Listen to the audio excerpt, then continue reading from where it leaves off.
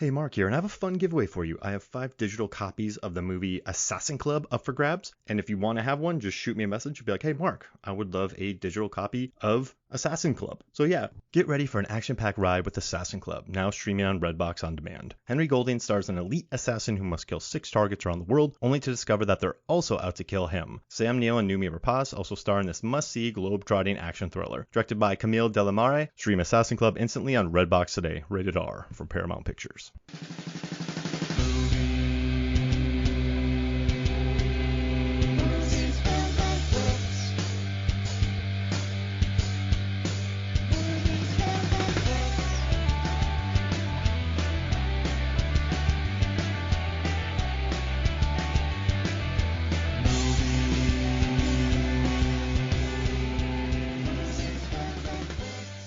Hello and welcome to Movies, Films, and Flicks. I am Mark Hoffmeyer, and joining me is a real melon farmer who never pays for sushi. It's Nicholas Rehack. I refuse. I'm going to show up and I'm not going to pay. Plain and simple. There's crimes to do, so I'm not going to waste time paying for sushi. This is a really random story, but my cousin Donnie and I, whenever there's a major MMA event, we will bet on the headliner. And whoever wins, sometimes if we both win, or sometimes if one person wins, one person loses, we just send each other movies. Basically, it's an excuse for he and I to chat and send each other movies. Donnie sent me Repo Man, the Criterion edition of this. Nice, and I was like, oh, this looks fun. Like, I haven't seen Repo Man. Like, this is awesome. I'm going to watch this. And then you and I are talking about movies, and you're like, yeah, Repo Man. I'm like, oh, so let's do Repo Man. And while watching this, I realized that they had the TV cut on the Criterion disc, the one where they bleep out all the F words and they say flippin' and melon farmers. And it's one of the most joyous experiences of my life. And thank you, Donnie, for sending me the wonderful Repo Man Blu-ray. It's just awesome. But like melon farmer, like you melon farmers, like that's going to be my new you punk bunch of suckers line. It's just, I love this movie, Nick, and I'm so glad that you recommended it. And that was a long story, but I don't care. Donnie needs props. No, I think it was great. I want to be in the room when they do the TV edits and they're like, all right, what can we use? So let's just start throwing out some names. There's no wrong answers here. Like, let's come up with something. And then someone's like, melon farmers. Like, go. Write it up. Go. Oh, man, it's just so... Can I tell... Like, you know what I love about this movie? Is that Otto is such a shithead. He is. He really is. There's nothing redeemable about him, and there's no need to cheer for him, like, at all. He's one of those guys, too, that I love where he's walking around the street. Hey, here's $20. Be a Repo Man. He becomes a Repo Man, and he starts dressing like a Repo Man. And then in the original script, they were going to have him be a revolutionary who travels down to South America and starts fighting the Contras, I think. But then they had to change the script halfway through. And then they ended up have him not being a revolutionary. But they're basically, the director was just saying that this dude's just kind of Alex Cox is like, this dude's just sort of a blank slate. He just sort of exists, and he's sarcastic, and he's just funny. But Emilio's perfect as that. Like, Emilio, the way he reacts to everything, like this is a reactionary performance. So. And just, like, I love it when his friends come in. He's like, this is her and her weird friend. It's such a stupid. I love this movie. 90 minutes. And this wasn't, we hadn't watched this, you and I. You and I had never watched this movie before. Never before, no. Like, and you said this wasn't on your radar. Like, this wasn't, this wasn't even close. Like, it's not like I could just take a left turn and it's on my radar. This was nowhere near it. Under it, over it. Didn't exist. And now I love it. It's one that I'm going to revisit at least once a year. And it's one that I want to recommend to people, but I have to pick and choose who I recommend it to. Because there's some people that will love it and run with it, and other people that'll be like, why would you, like, ever think? And I'm like, well, sometimes you got to think outside the box. Like, who doesn't love Harry Dean Stanton just frowning and scowling the entire time? Like, I don't want any commies or Christians in my car. What do you say? Or Christians? I'm like, okay, well, he might as well have just said anybody. I don't want anybody in my car. And you know why I think I missed this is because, so growing up, I was the guy who got the VHS tape of Empire Records. Or, in college, it was Old Boy or Layer Cake, Donnie Darko. Like, I was the guy who got, like, my coworkers, I was worked at a movie theater and like, Mark, check this out. Like, it was normally an older coworker, and they would slip me a killer clowns from outer space or something like that. And so I think, this was that movie in the 80s, I would say. Like the VHS came out after Top Gun made it really easy to kind of buy VHS tapes. And I think that's when the cult of this, and the soundtrack, of course.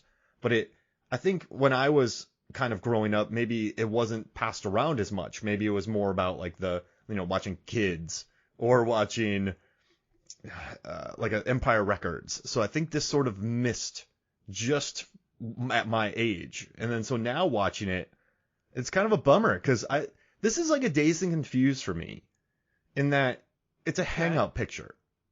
It's a series of vignettes that, it was supposed to be a tighter story, but a lot of it got cut during the production, and the Malibu got stolen. They had to find another one, and then the script got changed. So then it just became a bunch of random scenes put together, but with wonderful speeches. And so I think this is a movie you can put on and just, when I say Dazed and Confused, and just sort of hang out with. Like, this is a movie you can just put on and hang out. Repo Man. Like, just come in and out, exist with it. Yeah. And it's one of those, too, where you can put it on in the background and then come to it and catch maybe a vignette that's your favorite. And then you dial in on it and you're like, all right, let me go do this thing. And then you come back to it. Mm-hmm. Like, I think I really agree with that, the vignette thing. Because you could make this any job. You could make it pizza delivery people. You could make it any job and it would still work as a film. Oh, man, just the helping hand and the crew and the John Wayne conversations and the lattice of coincidence. John Wayne conversation killed me.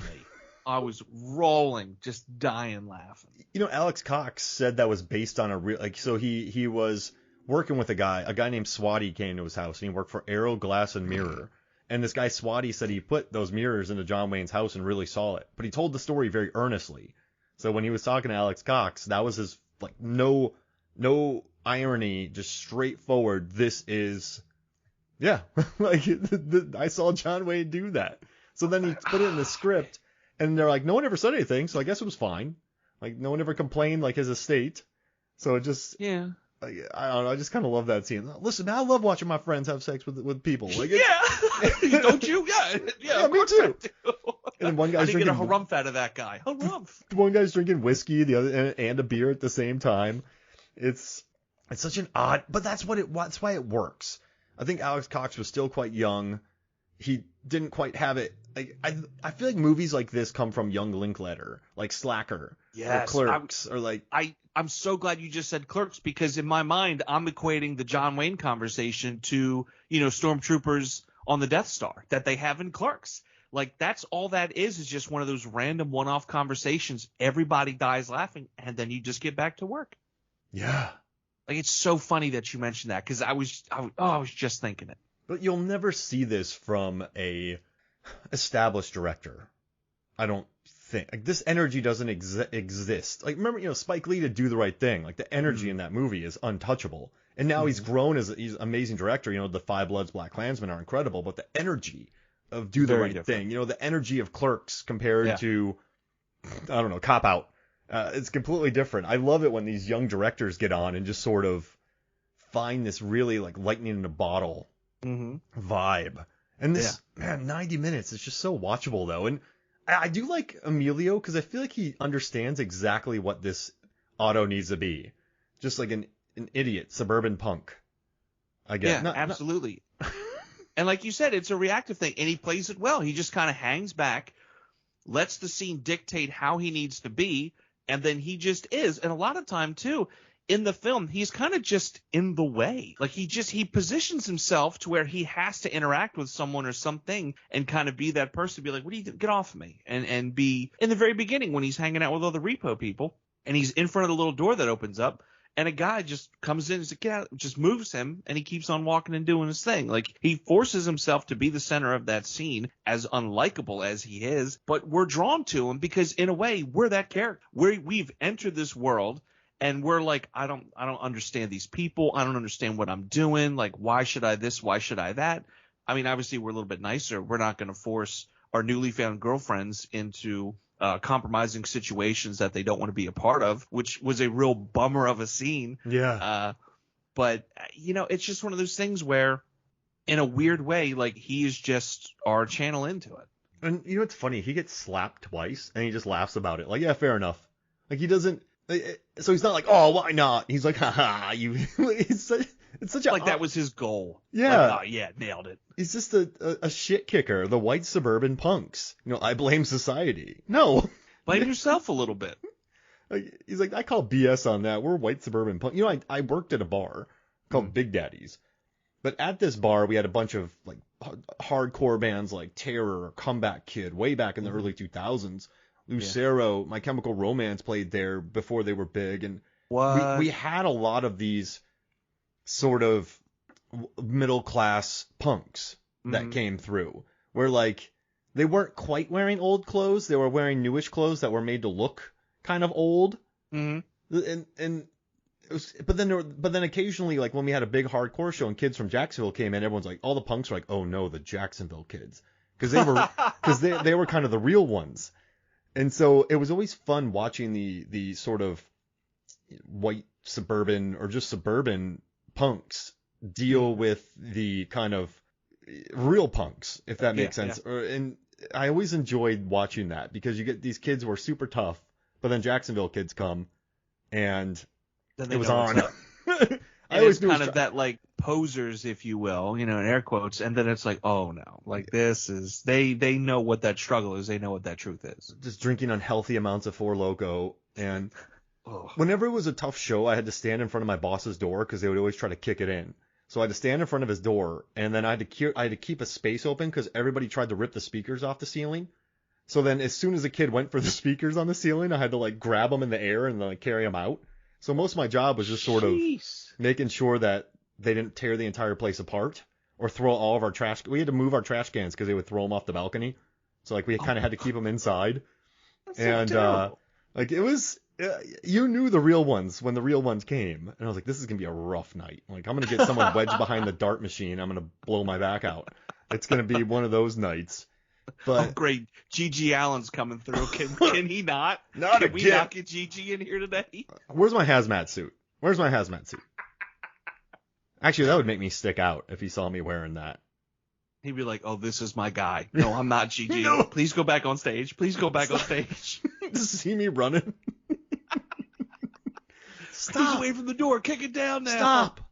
I have some razor blades for you. It's dark. It's really dark. Oh, yeah, it's a venue. You got to have it dark so you can see what's going on the stage. Oh, man.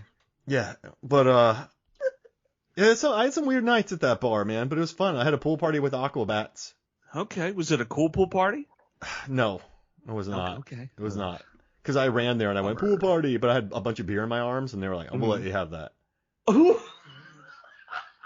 I feel like you can say the dumbest things as long as you have the goods. Yeah. Oh, yeah, totally. Like, I don't see why not. And then if you nail the dumb thing you say, then they like you, and then they're your man, and they want to keep you in. Yeah, I didn't say anything about fashion zombies, though, so I think they were happy. Okay, about that. They probably in their head were ready for it. They're like, well, he just says with this. What's he gonna do next? But I gotta tell you though, like people like him feel very familiar at times because you do meet these people in life occasionally where they show up for these shows, they cause chaos, and then they disappear. And you never really get their personality out of them. You never really get to know them, but they're there, and they sort of you know nothing about them actually. You see them at every show and they're punching somebody. So it's he nails that though, and it makes me realize how good Charlie Sheen and Estevez were early on with Platoon and this, like they had it. Like I loved it.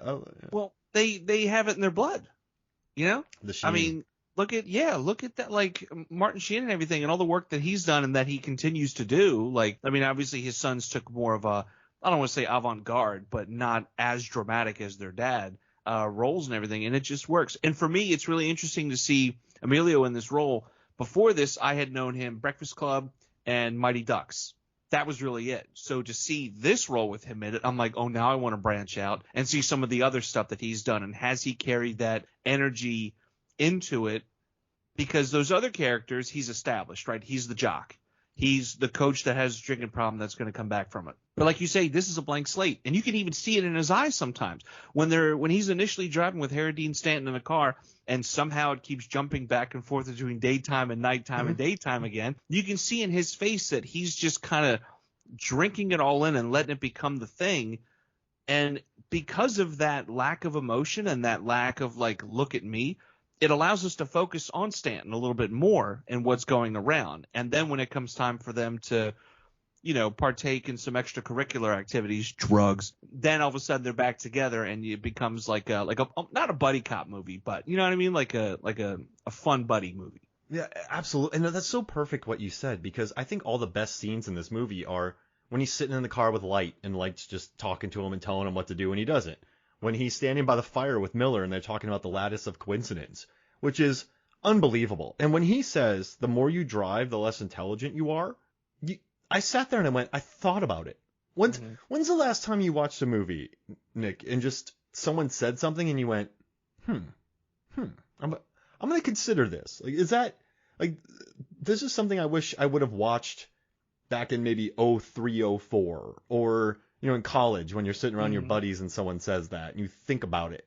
Because when you're driving, I guess you have to focus on the road or the songs or your makeup or texting, and then becoming just a 80 mile an hour piece of metal and gasoline weapon flying through the highway while you're looking at your phone. But you're turning, you're twisting, you're listening to music, you're putting on your blinkers, you're parking, you're worried about gas. But I guess some of my favorite memories, Nick, are when I was living in Korea and I would take a 4-hour bus ride, maybe down to Busan, or I would take an hour and a half bus ride to Seoul, and you sort of sit on the bus and you sort of exist in that realm, or read, or it's interesting he said that. It's one of my favorite quotes from this movie. I'm not going to go all ninth grade philosopher on you, but I like it. I like what he said a lot, and there is something to be said for just taking time to watch the world and think. I will say this: when I'm hanging out with, like, my buddy Dane, for example, when I'm hanging out at his place in Philly and we're in the same room, we're just chit-chatting and bebopping. No, you're not. You're throwing Wawa jugs back and forth at each other. Like, you're juggling half-gallon Wawa iced teas. Yeah, exactly. And at the same time, we're trying to drink them. We're trying to sneak drinks in while we do it. But when he and I go on road trips and everything, we talk so much slower and so much more direct because we're in a car and one of us is focusing on the road and the other one acknowledges that. So we just kind of talk slower, and it kind of feels like, not that we're not intelligent, but it takes us a while to like come up with ideas or the words. And that's not the case, but it's just that acknowledgement of like, oh, I'm in a very different surrounding.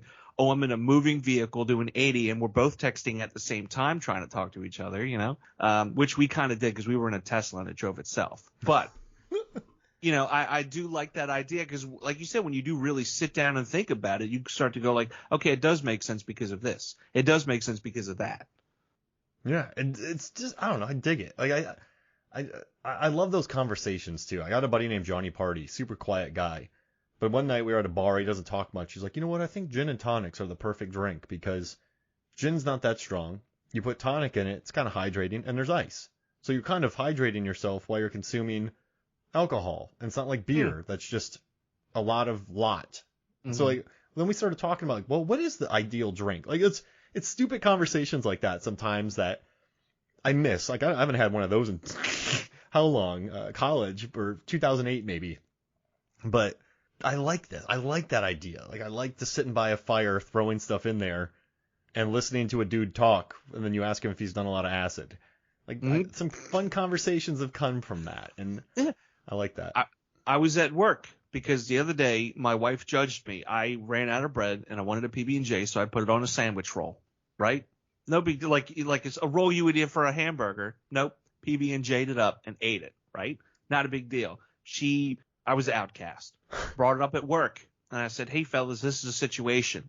They went off on tangents for 30 plus minutes on sandwiches. How if you put cheese on the bottom versus the top, it completely changes the taste and the flavor. If you put the lettuce a different way, if you take the ham and you don't just lay it flat, if you kind of like feather it so it looks like it is in the pictures, how that changed. Like they were going on and on and on. And part of me was like, fellas, this was simple. Have you done this before or not? But like you said, you don't know where the conversation's going to go, and it just goes. Just like this, they're in a car and the car just goes. And whatever happens to them, they just kind of, I don't know, they just make it happen. And it's the weirdest thing. Like the rat, he's like, oh, try this out. He's like, okay, never seen or heard of this before. Tries it. doesn't work in his favor. But it's still, like you said, that you don't know where it's going to go. And then when it does go there, you're like, okay, that does kind of make sense in like a weird way. You know what I mean? Yeah, I mean, and that's what this movie is like, a conversation that has many twists and turns and then gets somewhere. And you're like, yeah, I guess that makes sense now because we're here. Mm-hmm. And that's what this movie gets with a car, a wildly radiated car. And Emilio. Emilio. And he tips his hat. Wait, that. Is this like we did the Night at the Roxbury Pulp Fiction draft, and now we're talking about another Emilio movie. Is this your way of sneaking in more Emilio into the movies, films, and flicks world? I'm not against it. Mark, have you heard of Maximum Overdrive? It's going to turn to Emilio. Emilio films and flicks. Then the EMFF. Emilio! You know what I enjoy most about the different vignettes and different things it changes? There's no real full like thread or tying line except for the characters and the little trees, because they show him the rat trick, never does it again. Yep, never. They show how to do, like, he chews gum and he uses the foil. Yeah, that was to kind good. of start a car. Never does it again. When it's just all these different things, and it never happens again. And it's rule of threes, right? If it's supposed to happen 3 times, they're supposed to do that, and it doesn't. It's just, we're done with that now onto something completely different. There's no Chekhov's rat. There's no Chekhov's gum wrapper. No. It's just existing in this world. And I do love all the lattice of coincidence stuff. Like when they get to the gas station. Like, I don't know if you noticed this, but I was listening to the commentary on this movie, but then they have Harry Pace on all the posters, and then they're at Pace Gas, and then he has a happy face pin throughout the movie. Huh. So you have like these weird coincidences: Pace Gas, Harry Pace, smiley face, happy face, and they did that throughout the entire movie. They just added and there's a shrimp when there's a shrimp like they're talking about shrimp lunch. When the punks steer the car, it's just I don't know, I kind of love it. It just makes me happy that like there's little things in here with the production design that add to the lattice of coincidence. Lattice of coincidence. Where did I write that down? I'm pretty sure I have it circled here. And then it makes you think too, like, this obviously is not a film that was thrown together. Sure, there's some moments that are fun, and I'm sure we're like borderline improvised. But if they're doing little things like that throughout, this is a very thought out, more grandly executed than you expect film that people give it credit for. Like, I'm not saying it's one of those Children of Men where there's a whole separate story in the background versus the foreground, but there's you're throwing out about the paces and the faces. Like, there's to me a lot that like kind of adds up like that. And I think that's why it works so well too, because this movie's not an accident. I think you hire Harry Dean Stanton, you hire these excellent actors. You're in LA. You have Iggy Pop writing your theme song, and it was interesting. He said at the time he was living in LA. And he's like, yeah, I was living in an apartment. There was nothing in there except for me, a futon, a guitar, and a Japanese woman who didn't speak English. And he said that Alex Cox came to me and just was like, hey, man, write a song. And so they gave him the script, and then he wrote the song for the movie. And that's what got that's what got this movie back on the radar. They released it. The studio saw it and they went, what? Because there's really no romance. There's really no excessive violence. There's really no alien hijinks. There's no principal giving people detention. There's not too much nudity. The studio didn't know what to do with it. And then the soundtrack hit big and sold about 50,000 copies. You have the Circle Jerks on there. You have some pretty big names. Like, the score is legit. And then that sold, and then they put it back in theaters. It became a modest success, and then it just blew up on VHS. When people could buy it or rent it or rip it. How many people, I bet you, watched the ripped TV copy with melon farmers and you flipping people, because like that's what you did. Like, when I watched Under Siege as a kid, it's because someone ripped it from HBO. So I think it just got passed around. But like you said, I mean, it's just, there's some really, and also too, I think I really do believe that the MVP of this movie is the cinematography from Robbie Mueller. Now, this is a guy who, he's Jarmusch's guy. Like he shot Coffee and Cigarettes, which is one of my favorite movies. He also worked for Lars von Trier. Like, this is a dude who shot Dead Man. What a life. Yeah, like Mystery Train. Like, this is a guy who, To Live and Die in L.A., Paris, Texas. Like, this guy is an excellent cinematographer, and I love his wide shots. Whether it's there's so much dolly work in this movie when Otto's walking and they're talking about the winos, and the opening shot when the car pulls up and the cop stops him, and that beautiful shot when they go up to the house where Otto gets shot at. You have that wide shot that moves around. This is a guy who, he didn't want a lot of coverage. Actually, Alex Cox had to fight for it. They had to go to the second unit to actually get more footage. But the cinematography gives it amount of class that makes it work. So you have the beautiful cinematography. Like you said, there's the paces and the faces popping around. You have the mentions of shrimp. You have a weird, interesting conversations, and it gives it a pedigree that's the reason it's on Criterion. I mean, this movie is what? 7.6 on IMDb, 98% on Rotten Tomatoes. Which threw me off. Right? I'm like, what? Yeah. Hold on a second. 98%, but it's a 98% movie. It is. Yeah, yeah. It is. I was going to say it is what it is, but whenever I say that phrase, I always just feel a little uncomfortable. Did I just die a little bit inside, I think? It is what it is. Or is it? To further your point, too, when he's having that conversation with Bud in the car, Harry Dean Stanton's character, and Harry Dean leaches over, turns the car off on him, and, Otto Emilio just gets out of the car and starts walking. That scene where he's just walking along and it's following him, all of a sudden it's like, this feels like a completely different film, and it's so well shot. The music just works perfectly along with it. It's like it tells its own story. And it's moments like that where I'm like, wow, this film has a lot more to offer than what I think people give it credit for. Even those that are like, they love the film and the cult behind the film. But even then, I think there's some people that it goes that much further beyond what they think it is. Absolutely. And I used to work with I forget his name right now, but what he had a website called Making a Scene. And what he would do is he would hand draw scenes from movies. So I have a Life Aquatic one in my house. I have Tron. Nice. I have Rocky IV. I have a few others of his moments, but I would love to have the air freshener on the motorcycle.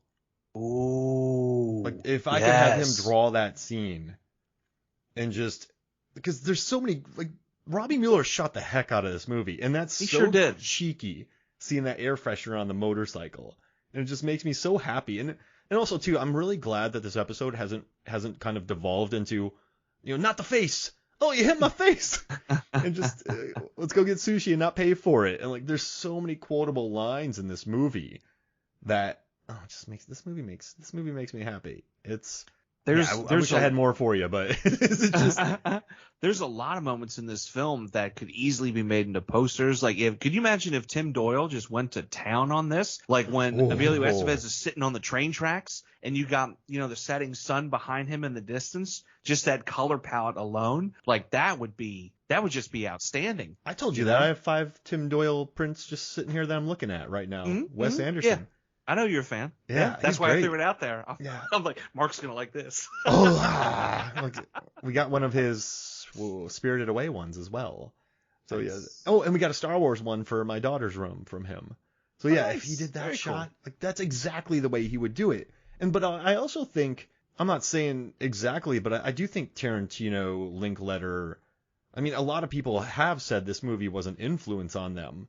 And you can see it, like you said, with the John Wayne conversation, the beautiful wide shots, the series of vignettes, the everyday life, letting characters breathe. That's, directors had to have pulled something from that. That's Reservoir Dogs. You take out John Wayne, you put Madonna in there, you move it to the front of the film rather than the midpoint. That's Reservoir Dogs. They're breathing. They don't even focus on the robbery itself. They focus on everything around the robbery. Sure, everybody's looking for this Malibu, but like you said, there's that lattice of coincidences going all around the Malibu until they finally get to it, and then it really gets weird. Really weird. And listen, you can tell that they had to go through rewrites on set and they had to change the ending because it's not all wholly coherent.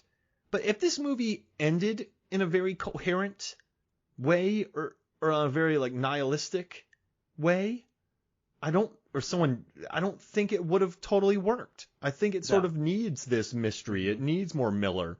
Like Miller was the MVP, so they wrote the ending to have it give him more scenes. So I think they needed to build to that. And then didn't have enough money for action, so then they can't really do too many action scenes, even though some good Uzi staircase work. In the 80s, everybody had an Uzi. That was the thing. It's like, hey man, like here's a tissue. It's like, hey man, here's an Uzi. Thanks. Here's your tab. Oh, great. Great. Here's another Uzi, just for Uzi's and tab. Yeah. And you know who could have oh gosh, Carl Weathers does the ad for it because like he did Colt 45. No wait, no he didn't do Colt Billy D. Williams. Billy D. Williams. Oops. Well, I messed up there. Give me a second. That sounds bad. Yeah, Billy D. Williams does the ad for that. Mm-hmm. So he has him. Oh man, Uzi and tab. It's like a McDonald's thing. You buy a meal and you get like a. You get a little kid-size Uzi. What, used to ask, like, is it for a boy or a girl? Let's go for the boy. It's a little blue Uzi. If it's a girl, it's a little pink Uzi. Like Uzi market. Uzi market's crazy right now. So okay, I guess this is a really random story, and I was I'm for it. I was pretty much up for anything in college. So one day, some people are like, "Hey, Mark, let's go to the shooting range." I'm like, "Yeah, okay, cool." So I went to the shooting range, and the guy there had an Uzi, and I don't know why he had it, but he had an Uzi. And they were like, "Mark, do you want to shoot it?" I'm like, "Do I want to shoot a Uzi?" Yes, I want to shoot an Uzi. But like on movies, when you see people double fisting Uzis and spinning around and nailing people, that doesn't happen, man. I missed the target with every shot, and I blew up the wooden leg post on the very bottom of it. Like I didn't even come close to the target. I blew up the stand that was holding it. So yeah, Uzi work is tough. I just want to let you know. It's not like a Major League 2. No, you got the recoil of it and the volume, the sound so loud. It's much louder than you think it would be. It's a lot. And I was like, I'm not going to shoot this again. I don't feel comfortable shooting this again. Check it off my list. One and done. Yeah. Right, what's on to the next one? Sean Uzi. No big deal. I'm done. But yeah, I don't think they had enough for action scenes. I think they just needed to rely on the characters, and they had such strong, like even the Rodriguez brothers. I love them. Like the two of those guys together, just the outfits. When the car gets stolen, they just sit there and have a drink together. They sip from their drinks, and it's, this car is hot. No, it's really hot. Like the people exist. You know what? You know why this is a good movie?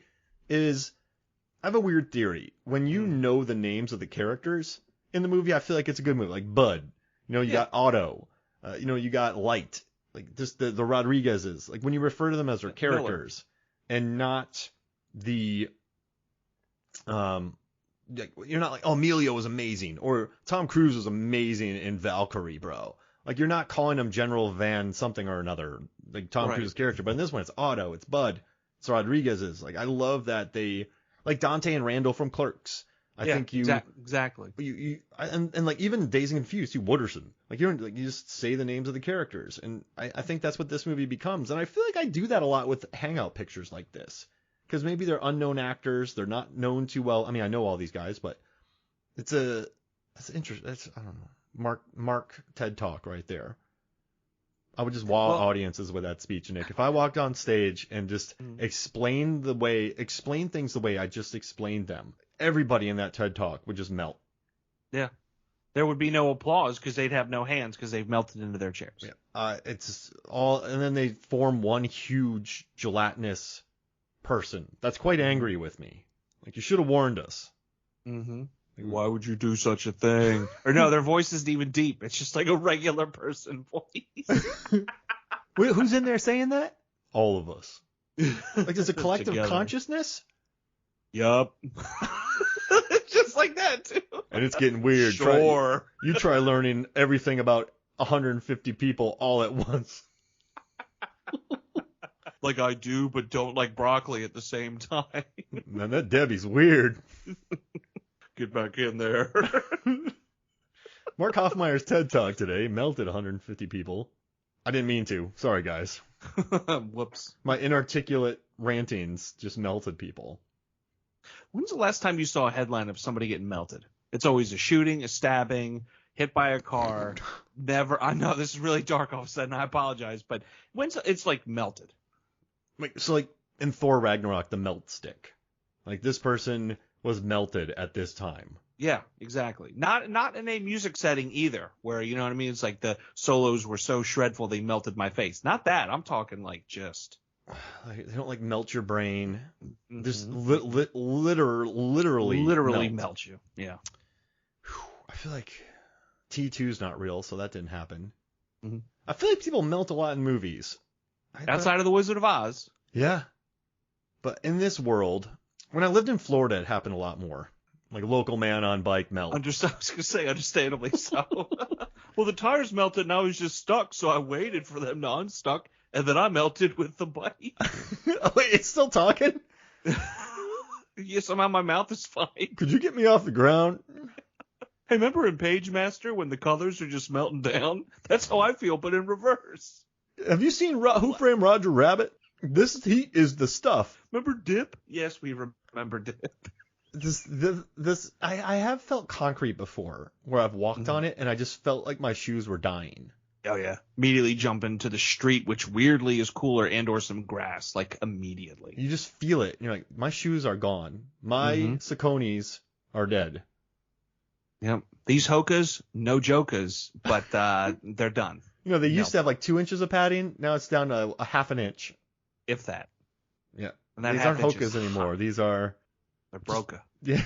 Nokas. My Hokas are brocas. Nokas. I need to go buy more, but they're like $100, $200. Damn this Florida heat. And then you wonder, like, why am I outside? Like, I should be back inside right now. What did I ever go out for? Stuff can literally melt.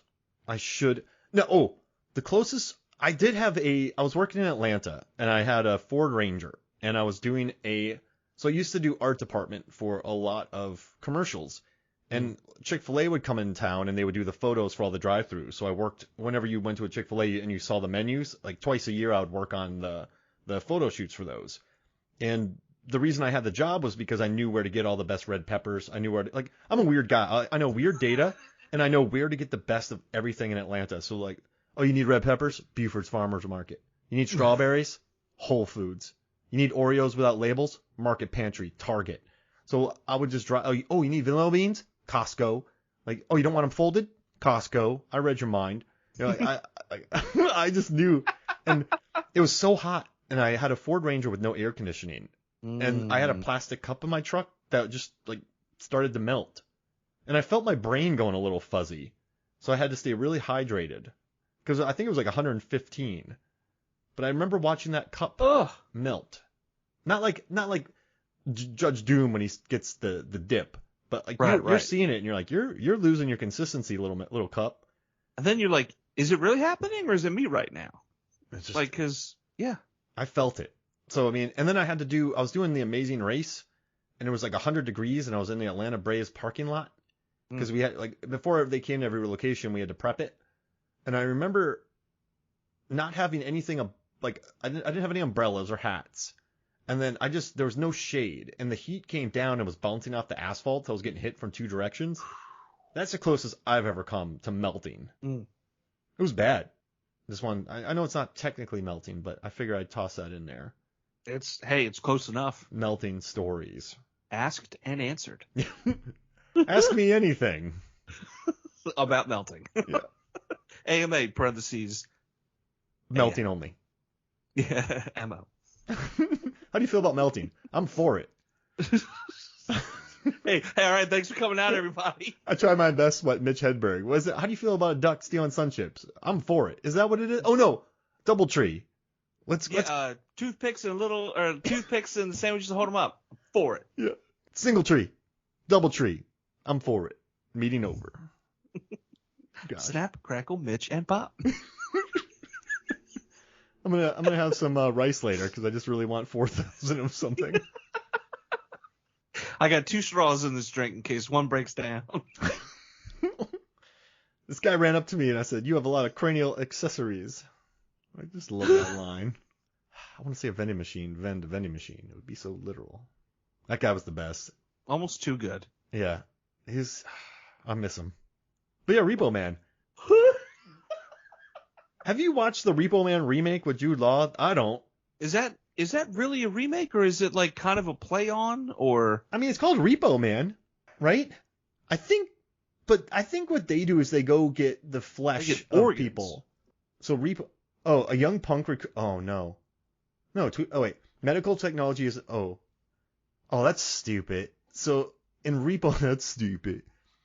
If they can't repay, like they get organs, Mm-hmm. and if they can't pay for their organs, you hire the Repo Men to go get the organs back. So Jude Law and Forrest Whitaker have to steal people's organs, like livers, back. You defaulted on your liver. Let me have it. Get out of here. Maybe they're making a statement on like the medical health insurance. They gotta be, right? But you can't make a statement movie with like a $50 million budget. A little tough. Especially when you have like Jude Law, Forrest Whitaker, I think the RZA, you know what I mean? Like Liev Schreiber. Let's have millionaires insult bad idea, y'all. Bad idea. Just watch Repo Man again. Yeah, and again and again. And again. And then get the Criterion so you can watch the TV edit. Melon farmers. You melon farmer. You know, I do some of my favorite lines though in this movie, and I do think there is life to live by, where like, you know, only an asshole would get killed from trying to steal a car. Like, when I was a young punk, there's some things you do that are kind of dumb. So if you sat there and just went, man, only an asshole would do this, you probably wouldn't do it. No. Or it's one of those things where you're like, man, I kind of respect that person's opinion, or I kind of admire them in some kind of way. So if they found out that I did this thing, my standing with them would then be less, and I don't want that to happen. Because there's some things if you tell people, they're like, why? Mm-hmm. But I dig that. I like that line. And then the code, too. I also think this movie is a pretty good, like, watching Harry Dean Stanton and Emilio together. Like, Harry can't even get to Emilio, or Otto, and the Bud can't even get to Otto in this movie. Like, these guys are, you know, I think they almost had a mentor relationship, and he was looking forward to that, but Otto's so Otto. And I kind of like how the code of Harry Dean Stanton he comes out with the bat, even though he talks about not having guns. Like he seems to have contradictions, and I don't know. It's just an interesting relationship between these two guys. And also Harry Dean Stanton, he's a character actor, extraordinaire. And so watching him have a little bit of a lead role in this movie made me happy as well. Like he's a guy who I always like seeing. Like when he's on The Big Bounce with Willie Nelson for about 6 minutes, and they're just playing dominoes, I think. Made me happy. I think something. Put him in a movie. I like seeing him. Why not? Put him in Alien. Have a Xenomorph kill him. Perfect. Put him in Repo Man. Put him in a green car. Put him in anything David Lynch has done. Oh yeah, that's true. Well, most things David Lynch has done. That's true. But no, I mean, just watching this, and I guess I understand why this movie it's not talked about much today. Or is it because we're not looking for it? I think we're not looking for it because we're too focused on other things. I think we're starting to see a shift with film and cinema where now we're getting back more towards that like absurd kind of out there stuff. For a while, everybody was leaning on, hey, what do people already know? We don't have to work as hard to sell it, right? Anything DC, anything Marvel, all the the myriad of Fast and Furious films we had, not knocking any of them, but it's a little bit easier of a sell if you're already familiar with the product versus something like Repo Man where it's like, you know, what's that about? Oof, it's about a guy that repossesses cars. But there's also this, that, and the other thing. Like genre films, I think, are going to start coming back a little bit more and more because you have companies like Neon. You have companies like A24 that they might not have put the money out for it, sure, but they're putting it out there. They're releasing it. They're trying to get the film out there to be seen. And there's some wild stuff that I've seen based solely on because Neon did it or because A24 did it. And had I not done that, I would have missed out on a bunch of other stuff. So I think this is one of those instances where if you have a company like that that's kind of pushing the weird out there, if you will, like, you know, you don't expect it. You're not going to. And the other thing, too, is we don't have blockbusters anymore. We don't have the stores where you're actively walking through and the artwork catches you somewhere. We don't. We have Netflix and Amazon Prime. And unless you were specifically looking for that, you're not going to find it. because all of them have their algorithms. They've talked about how they change the artwork based upon other things that you've watched, which I think is insane, to get your attention in order to watch that. So unless you're actively watching a bunch of Emilio Estevez or a bunch of stuff about cars or a bunch of stuff about aliens, I doubt you're going to see it. But even then, putting all of that together doesn't even touch what the film's about. Yeah. You know what I mean? Like, it's nuts. It's, yeah. The closest thing, I mean, I know he did Sid and Nancy, but for some reason this movie just went so far under my radar, and now it's not. Now I've seen it and I love it, and I've listened to all the commentaries, watched the TV cut, and watched pretty much any interview I could find online. I watched a roundtable discussion. I watched Harry Dean Stanton complain for 20 minutes on the Criterion. This too. I guess him and Alex Coxon get along. He's like, I worked with Francis Ford Coppola, and they let me do whatever I want. And then Alex Cox is like, well, because first time direct, like M. Night Shyamalan said he micromanaged on his first films. Like I think sometimes first time directors do that because they don't know any better. Tarantino, didn't he shoot like on Reservoir Dogs like so much footage over and over and over and over again because he felt like he had to do that or something like that, right? Like where he shot like way more footage than what was necessary of the same thing over and over and over again. Like, all right, cool, let's take it again, take it from the top, or do whatever. And it's lucky he had that much money for film too. I mean, I guess he kept the locations small, but that movie relies so much on moments and people being comfortable together that you probably do need to shoot a lot to get those moments. And that dynamic and build that comfortability, I guess, with everybody. Because it really does, outside of 2, maybe 3 scenes, it's all, like you said, in one location. It's essentially a play. Mm-hmm. Yeah, I mean, there just happens to be a camera and they're catching it from different angles. Yeah, and I think his movies, I think maybe his later films can't have that because they got like Inglourious Bastards. I don't know how much footage you can get because it's so tightly scripted, but I think more of like a Reservoir Dog. That's more of a hangout picture. I know it's not, but it's definitely more of a hangout picture. Yeah. Yeah. You're hanging out with them at the table having breakfast, and you're learning about all these different characters in the most bizarre ways. Then they're handing out names, and then they're stuck to the floor with blood that's actually just red corn syrup, and they get pried off. You're doing all these things. You're literally just hanging out with these people because you never once go to the heist. And this film, do they ever really repossess a car? We see it in the beginning. They take it from that one guy who falls on his head. Where they're shooting the blanks and everything. Yeah, I think they get maybe 3 or 4 cars. He gets beat up trying to take one car because it's on the lips. jacks or the lips or whatever. Yeah. So he can't get that. But there's not a whole lot of it because if this film was made today, there's going to be a montage from when he gets that first set of money, right? He might put it on a dresser table, and then it's going to cut to him running from a dog, jumping into a car, barely starting it, and taking off more money on the dresser table. It's just going to be car after car after car, stacks of money, and doing whatever with that. Somebody would do that. Sounds like a Miles Teller movie. Maybe. I could see him in this role. In the montage. Yeah, and what's interesting is I really gravitate towards these type of films. I find myself revisiting a lot of Jim Jarmusch movies. Like, I watched Coffee and Cigarettes alone in a theater when I was at Florida State, the Terra Theater, and just hanging out with these people, watching them smoke coffee and drink cigarettes. Mm-hmm. That seems right. That's right. Yeah. Right. Mm-hmm. Yeah. They sit there and exist, and watching Patterson. Watching Adam Driver just exist. Watching Only Lovers Left Alive. These two people just exist. Even Dead Don't Die, Ghost Dog. I think that's what that's why I think I love his movies, and I often go back to them a lot. Maybe I just like watching characters exist. Does that make sense? Yeah, it's a character study, non-character study. Yeah. You know what I mean? You're hanging out with this person, you're learning about them, and maybe they're dropping little nuggets of wisdom, but that's not the point of the film. Right? Repo Men, you're talking about what they do. A bunch of guys that are repoing cars. But because you hang out with certain ones, little nuggets of information or just little wisdoms like that. Same with, like you said, Ghost Dog and other films like that where you're just kind of with that part, like Rushmore. You know what I mean? Yeah. You're just kind of with Jason Schwartzman's character. Like, that's a great point. Early Wes Anderson movies very much so connected with me. When we're talking about Rushmore or Bottle Rocket. You sort of just exist or watch these people at the hotel Same or with just Tenenbaums. yeah, and yeah, you're right. That becomes like a weird combination, drama, documentary, encyclopedia kind of amalgamation where it's like, here's this person, and then everything you want to know about this person to kind of catch you up. And I also think Patterson's lovely, and so is Only Lovers Left Alive and Repo Man because the stakes aren't spectacularly high.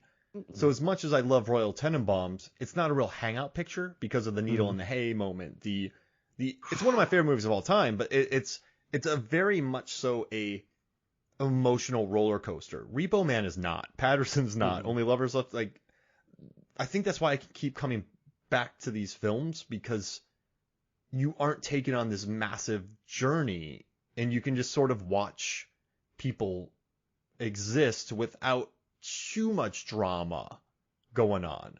Because life is so hectic right now. The news is constantly in your face. All this stuff is constantly happening. You literally just want to hang out with someone.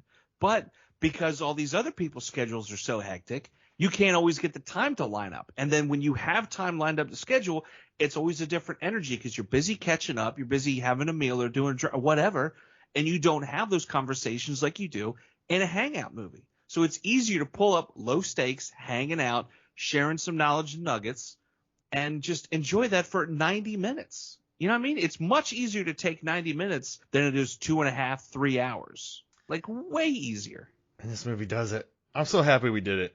This was awesome, man. This makes me very happy. I wish I had more. I wish I had more for you, but this is just a good movie. Oh, I mean, the guy who millionaires don't pay bills. I remember that guy gets his car stolen. Yeah. That was an interesting line. I really like that line. Something about it just, when he said it, I'm like, he's right. It's just one of those like, yep. This guy had me. All right, well, what else you got? Anything else? I liked it. I think I'm going to go out and get the Criterion for this now. And you know what's funny? I purchased a Criterion Blu-ray, and then like 2 months later, they're like, we're going to release it on 4K. And I'm like, oh, great. Why didn't I just wait a little bit? Yeah, they're doing all the 4Ks now. Yeah, I'm a bit of a sucker for that, but Hey, you like what you like. Can we do something real quick? Sure. 1984 is one of my favorite years of all time for cinema. Mm-hmm. And Purple Rain came out then, our most popular episode. I think you and I should do a 1984 draft. I am so for it. All right, I'll give you first pick. But this movie, like right now, we're doing it like right now? Oh, jeez. Oh God, this is put you on the spot. You really did. Let's see. I know this is a bit of a unpopular pick, but or at least I think it's unpopular a little bit. Dune. Oh, heck yeah, man. I know, like the newest one that just came out, astounding. I'm there for it, but there's something about that original one that just. And then the recent 4K release of it that's been remastered, it looks that much better. It feels great. I really enjoy Kyle MacLachlan. I don't think he gets enough credit as he should. Like, I'm for it. Like, I'm digging. Love it. I got the Arrow release of Dune. I love that release. See, there you go. It's wonderful. All right, I'm gonna do Beverly Hills Cop. I know it's just biggest movie of the year. Eddie Murphy's perfection. I just did a commentary of it with Aaron Newworth for the Out Now with Aaron and Abe podcast, and Eddie Murphy's performance is incredible. So I love the chemistry in that movie. That's another good hangout picture. So I'm going to say Beverly Hills Cop. I'm going to say Terminator. Oh, yeah. And this is a very unpopular opinion. I've had people shout at me because of this. I think the Terminator is borderline a perfect film. Yeah. And I don't think there's ever been a need for the other Terminator films. I think Terminator 2 is not as good as everybody makes it out to be. I think there are moments in the later films. We talked about the bathroom fight in number 3. There's moments in other films that I think are actually stronger than the whole of what Terminator 2 is. So for me, like, Terminator's kind of it. I might catch a lot of flack for that, but like it's so simple. Yeah. Terminator. Kyle Reese, like, come with me if you want to live. A Terminator comes back to kill the woman who births the leader of the revolution, and they got to run. And it's perfect. And it's low budget, and it's Cameron using his Roger Corman skills. Excellent world creation. The flash forwards to that world are amazing. It's a great chase movie. Who doesn't like a good chase movie? Like, you're nuts if you don't like a good chase film. I love a good chase film. I'm gonna do a movie I discovered later in life. I'm gonna take Top Secret because of skeet surfing, just the bar fight underwater. It's a really good one. The moving train station. I'm gonna take that. I'm gonna take Top Secret. All right, so what you got? What you got next? This is a real left, like hard left. Night of the Comet. Oh, I love Night of the Comet. Oh man. The FTS gang went to a Dismember the Alamo on Halloween a couple years ago, and this was one of the films that they played. And I remember, I mean, it's the effects. It doesn't hold up as great, but there's just some moments where I'm just completely enthralled. I'm like, this film is just, it's got me. Like it really has me, and I'm for it. Like, and there's Uzis in it. Also really dig zombie films, but still, like I dig it. And the sisters are badass. There's no Buffy the Vampire Slayer without it. Oh man, what a pick! I'm jealous. Let's just quit. Let's just start over. I get first pick, and I'll take it. I'll just get real petty. Okay. I'm sorry I got to do this, but this is a movie I watched late in life. Not later in life, like probably in the 2000s, that I absolutely adore. It's The Adventures of Buckaroo Banzai Across the Eighth Dimension. It's another hangout picture that I absolutely love. And, Johnny, like just all the different Johnnies and like, wherever you are there, you like just all the beautiful lines, all the hanging out. I love The Adventures of Buckaroo Banzai Across the Eighth Dimension. It's perfect. So I'm going to take that one. Nice. My comment, you son of a. Back to me again? Yeah. Okay. I just didn't want to talk. The Natural. Oh. I might not watch sports all the time, but put a sports documentary in front of me, I will all day sit there and watch it.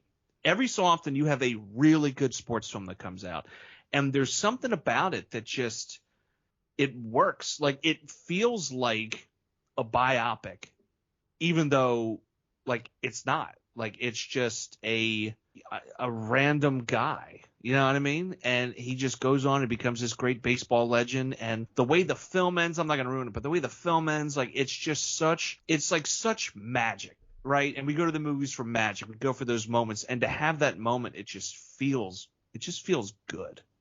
Great movie. You nailed it. Catherine Mary Stewart had a great 84. She did Night of the Comet and The Last Starfighter. Solid. Okay, I had a movie, and I where was it? Where'd it go? I had it, and I lost it, Nick. This is great podcasting. Oh, I'm sorry, I got to do this. Purple Rain. I love Purple Rain. Why didn't I even think of that?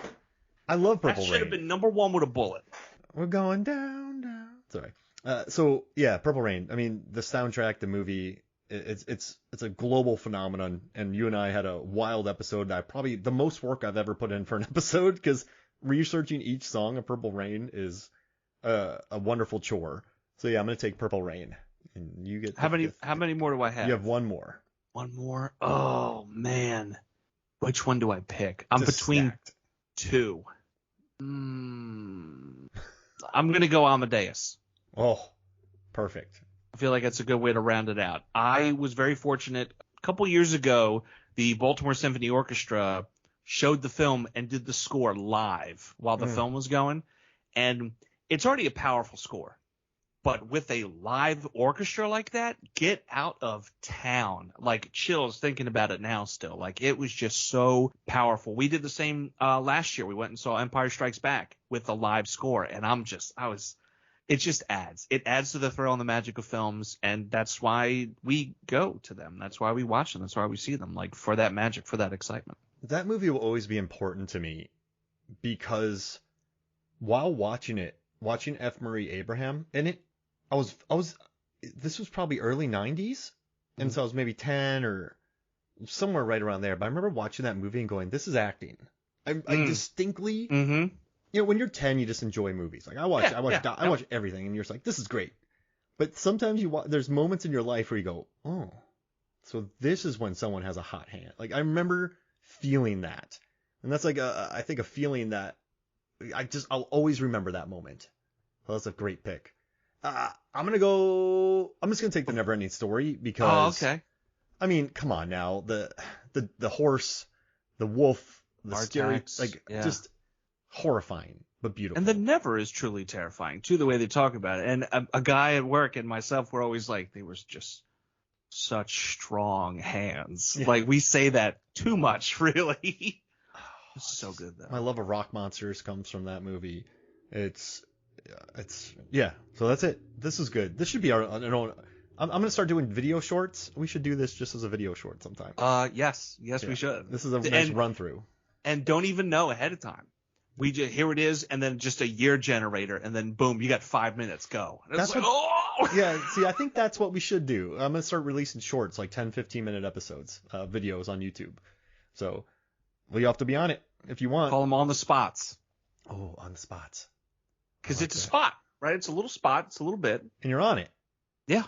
On the spot. Hey, on the spot. Boom. What's I'm like, oh my god. Like, Sink or swim. Burrito sandwich. That wasn't a movie released in 1984, like. Yes, or it was was. it? Yeah, it's Ooh, just, I like that. direct to VHS.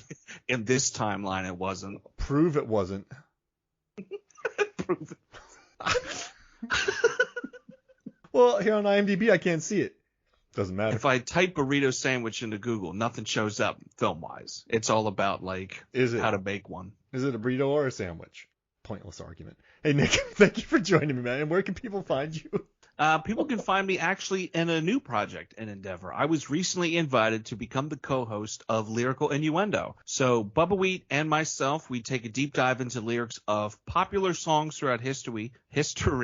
Wow. And we break down the lyrics. We try to figure out if there's hidden meanings or anything, and we determine if the song's about sex, drugs, or just good old rock and roll. Episodes drop on Spotify because on the Spotify version, we can actually play the full song.